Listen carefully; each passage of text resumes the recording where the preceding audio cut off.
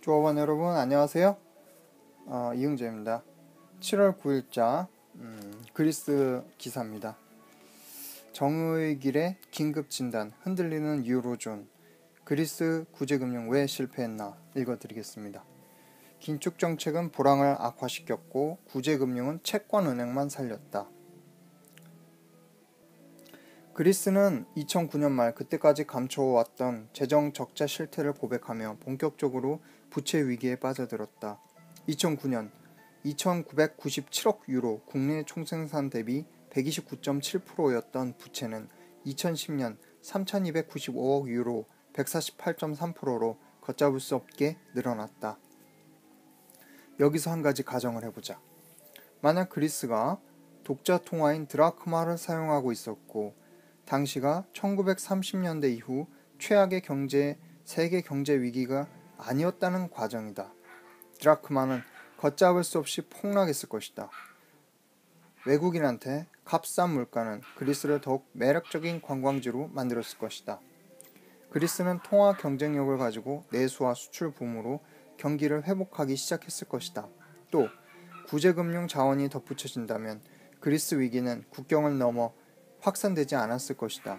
그러나 그리스에는 값이 싸질 드라크마가 없었고 자신의 경제력에 비해 고평가된 유로화에 매여 있었다. 더구나 세계적 불황은 그리스를 찾는 관광객을 줄였고 주요 산업인 해운업을 나락으로 떨어뜨렸다. 금융위기가 발발하기 직전인 2008년 7월 1유로당 1.6달러를 넘어 최고치를 기록한 유로는 1.2달러대까지 떨어졌다가 2009년 3월부터 다시 올라 11월에는 1.5달러대를 넘는 등 다시 최고치에 근접했다. 이때가 바로 그리스가 자신들의 부채 상황을 실토한 때다. 더는 견딜 수가 없는 시점이었기 때문이다. 그리스 위기는 유로존 위기였다. 그리스가 자체적으로 할 수 있는 것은 거의 없었다. 유럽연합과 유럽중앙은행 ECB가 나서서 해결할 문제였다. 2010년 5월 유럽연합, 유럽중앙은행, 국제통화기금 IMF는 트로이카 국제채권단은 그리스에 1,100억 유로의 구제금융을 제공했다. 하지만 그뿐이었다. 그리스의 고통스러운 긴축을 부과했으나 채무 경감은 없었다. 그리스가 감춰온 부채의 어마어마한 규모를 실토했을 때 그리스 국채 이자율은 6%대였다. 2010년을 넘으며 국내 총생산 대비 150%에 육박하는 부채에 이 이자율을 적용해보자. 그리스는 국내 총생산의 9%, 정부 수입의 30%를 채권단에 이자로 내줘야 했다. 설상가상으로 이 이자율은 2012년 30%에 근접한다. 그리스의 부채는 2011년 3,552억 유로로 국내 총생산 대비 170.3%로 더욱 늘어났다. 그리스 위기는 포르투갈, 스페인, 이탈리아 등 유럽연합의 주변 국가로 번져갔다. 이들 국가에는 돼지들, 픽스라는 모욕적 호칭이 붙었다. 미국은 2008년 자국에서 금융위기가 벌어지자 신속히 연방준비제도 페드 연준을 동원해 대규모 채권 매입 등 양적 완화를 실시해 이때쯤이면 금융위기에 불을 껐다. 그러나 유럽연합은 미국의 연방정부가 아니었고 유럽중앙은행도 미국의 연준이 아니었다. 그리스도 미국의 한 주가 아니었다. 번지는 부채 위기 앞에서 독일과 유럽중앙은행은 여전히 쭈뼛쭈뼛했다. 유럽연합과 유로존은 정상회의와 재무장관 회의만 수없이 반복하며 그리스의 도덕적 해이만 비난할 뿐이었다. 독일과 유럽중앙은행에도 고민은 있었다. 그리스 하나라면 감당할 수 있었을 것이다. 유로존 전체 국민 총생산의 4% 정도인 그리스 부채를 절반으로 줄여줘도 감당할 수 있었을 것이다. 그러나 포르투갈과 아일랜드가 구제금융 대열에 가세하고 이 세 나라 경제를 합친 것보다도 큰 스페인이 곧 합류했다. 그리고 유로존의 세 번째 국가인 이탈리아도 있었다.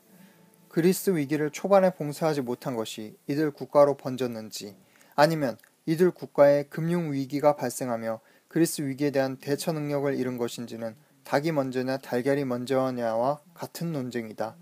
어쨌든 트로이카는 2011년 여름 그리스에 대한 2차 구제금융에 합의하고 이를 2012년 2월에야 1300억 유로 규모로 확정했다. 이번에는 헤어컷이라는 부채 경감이 있었다. 민간 투자자들은 채권 액면가의 52% 약 1000억 유로를 상각해야 했다. 이런 부채 경감을 놓고 다투느라 2차 구제금융이 늦어진 것이었다. 이때는 이미 포르투갈, 스페인, 이탈리아로 위기가 번져 이들 국가들도 어떠한 형태로든 구제금융을 실시해야만 하는 시점이었다. 그리스에 대한 2차 구제금융이 합의하던 2011년 말 유럽 부채 위기가 깊어지고 길어지자 미국에서 실시된 것처럼 대규모 채권 매입 등 양적 완화 정책을 실시해야 한다는 여론이 비등했다. 유럽 중앙은행이 회원국의 국채를 직접 매입하라는 것이었다. 하지만 독일이 주도권을 쥔 유럽 중앙은행은 소극적이었다. 인플레에 대한 역사적인 악몽을 가진 독일의 입김 때문이었다. 유럽 중앙은행은 오히려 2011년 4월과 7월 두 차례에 걸쳐 정책금리를 1%에서 1.5%로 올리기까지 했다. 그리고 무엇보다도 정치적 이유가 있었다.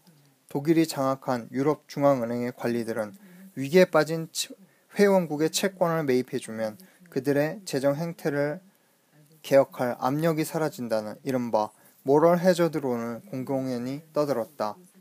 2011년 말이 되어서야 이탈리아의 임시위기관리정부의 총리에 마리오 몬티, 유럽 중앙은행 총재는 마리오 드라기가 나란히 취임했다. 테크노크랏 출신의 이 두 사람은 슈퍼 마리오 형제라는 별명을 얻으며 유럽의 달라진 분위기를 전하려고 했다.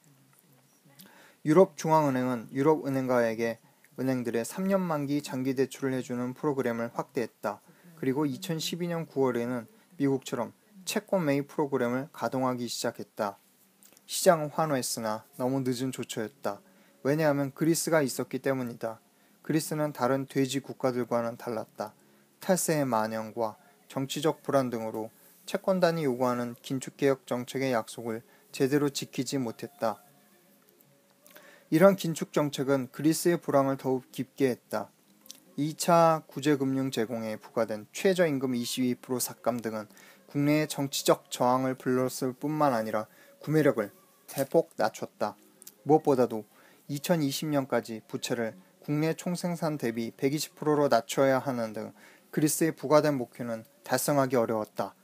그리스가 지급할 이자율이 5%로 낮아진다 해도 이자를 내는 데만 국내 총생산의 6%가 들어간다. 2015년 현재 그리스 부채는 3,230억 유로로 부채 위기가 시작될 당시보다 커졌다. 두 차례에 걸쳐 제공된 구제금융 2,400억 유로는 어디로 간 것일까?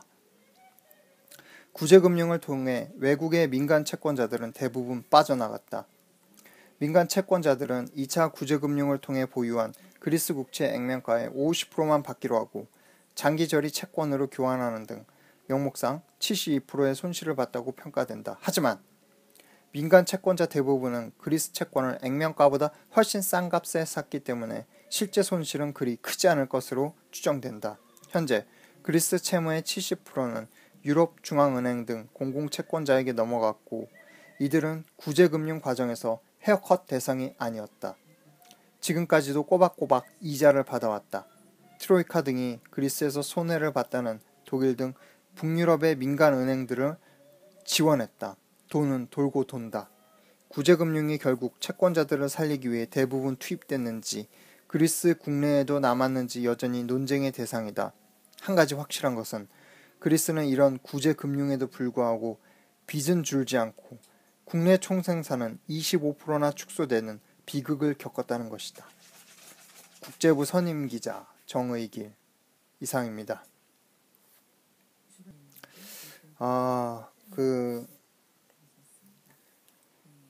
대규모로 지원을 받았음에도 불구하고 결국 그 돈들이 그리스 경제를 실질적으로 회생시키는데 쓰이지가 않았다는 뜻이죠.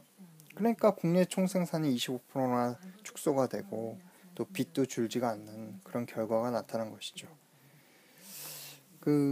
그리스의 경제는 결국에는 유로화와 체제와의 그 모순 때문에